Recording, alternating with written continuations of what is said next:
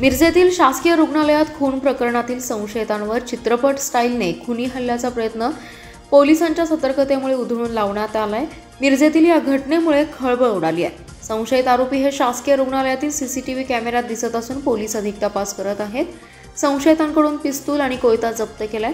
मिरजेतील निखिल कलगुडगी खून प्रकरणातील आरोपी चेतन कलगुडगी आणि सलीम पठाण यांना काही दिवसांपूर्वी अटक केली होती। त्यांना वैद्यकीय तपासणीसाठी मिरज शासकीय रुग्णालयात घेऊन गेल्यानंतर एक संशयित पठाण आणि कलगुडगीवर हल्ल्याच्या प्रयत्नात असताना पोलिसांच्या सतर्कतेमुळे मोठा अनर्थ टळलाय। या संशयिताला अटक केली असून त्याच्याकडून पिस्तूल आणि कोयता जप्त केलाय। आणखी तिघेजण तिथून पसार झालेत। पोलीस तिघांचा शोध घेत आहेत।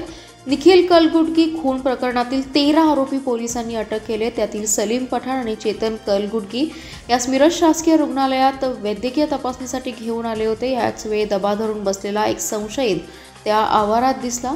सहाय्यक पोलीस निरीक्षक दत्तात्रय पुजारी आणि पोलीस हेड कॉन्स्टेबल राजेश रोही यांच्या सतर्कतेमुळे या संशयिताला ताब्यात घेतले। त्याच्याकडून एक पिस्तूल आणि कोयता जप्त केला असून आणखी काही संशयितांनी तिथून पलायन केले।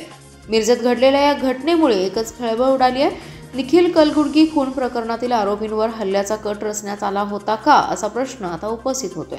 याबाबत पोलिसांनी तपास केला पाहिजे। पोलिसांच्या सतर्कतेमुळे संशयित आरोपी हे पोलिसांना पिस्तूल आणि कोयत्यासह पोलिसांच्या ताब्यात सापडले। गुन्हेगारांचं इथपर्यंत मजल गेली असून पोलिसांनी आता गुन्हेगारांचे कंबरडे मोडले पाहिजे अशी मागणी आता सर्वसामान्यांमधून होत आहे। शांत मिरज अशांत होत असल्याने मिरजेत गुन्हेगारीने डोकं वर काढले।